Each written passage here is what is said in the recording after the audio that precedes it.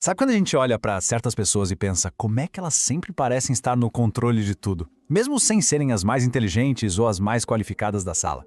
Elas simplesmente navegam pelas situações com uma calma, uma confiança que é quase magnética. Como elas fazem isso?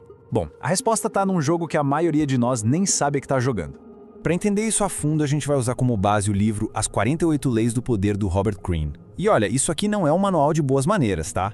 É, na verdade, um decodificador. Ele vasculha mais de 1000 anos de história para mostrar os padrões, as estratégias que figuras como Maquiavel e Sun Tzu usaram para chegar e se manter no poder.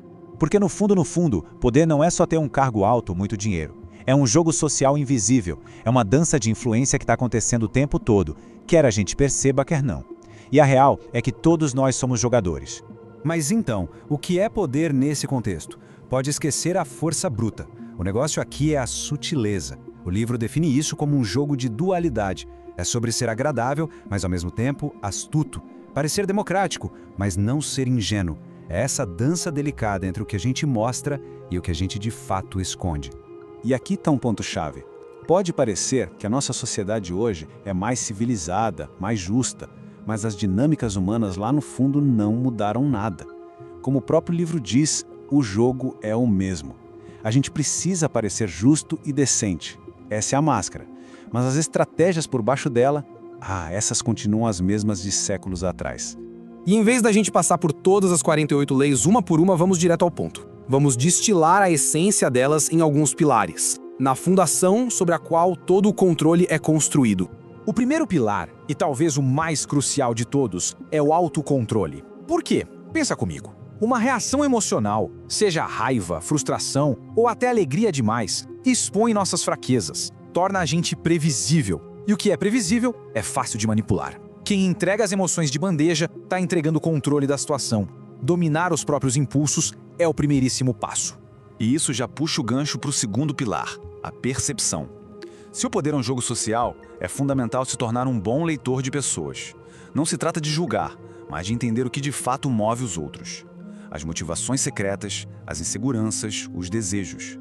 Quem consegue ler nas entrelinhas sai com uma vantagem estratégica gigantesca.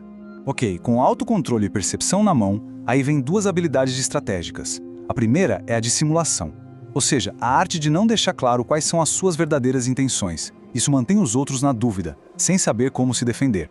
A segunda é a influência silenciosa, falar menos do que o necessário. Sabe por quê? Porque isso dá mais peso às suas palavras. O silêncio intimida, cria uma aura de poder, porque as pessoas preenchem esse vazio com as próprias conclusões e geralmente imaginam mais do que existe. E não se engane, tá? Isso não é coisa de palácio ou de filme de guerra. Esses princípios estão em ação agora mesmo, no escritório, no grupo de amigos, numa negociação familiar. Muita gente aplica essas táticas por puro instinto, sem nunca ter nem ouvido falar desse livro. E é exatamente aqui que a nossa análise fica um pouco mais séria. Porque ignorar que esse jogo existe não te tira dele. Muito pelo contrário, só te coloca numa posição de extrema desvantagem. Então, o ponto crucial é este. A escolha não é entre jogar e não jogar. A dinâmica simplesmente existe. O verdadeiro perigo é que quem não entende essas regras, inevitavelmente acaba sendo controlado por quem entende. A ignorância aqui vira uma grande vulnerabilidade. E fica um alerta, tome cuidado com quem diz em alto e bom som que odeia joguinhos de poder. O livro avisa que, muitas vezes, essas são as pessoas mais habilidosas de todas. Elas usam essa aparência de inocência como uma estratégia poderosa para esconder as próprias manobras. Mas vamos trazer isso para a vida real. Onde exatamente esse jogo acontece no nosso dia a dia? Pense no ambiente de trabalho. Aquele colega que, de alguma forma, sempre leva o crédito pelo trabalho do time. Nas relações sociais, aquela pessoa que consegue tudo o que quer sem nunca parecer que está pedindo nada. Pense naquela figura que parece super inofensiva, mas que, no final, sempre se dá bem. Essas dinâmicas estão por toda parte. E isso leva a gente para um momento de reflexão. Olhando para esses cenários, a pergunta que fica é: numa dinâmica dessas, o controle está com quem? Ou quem é que está sendo controlado?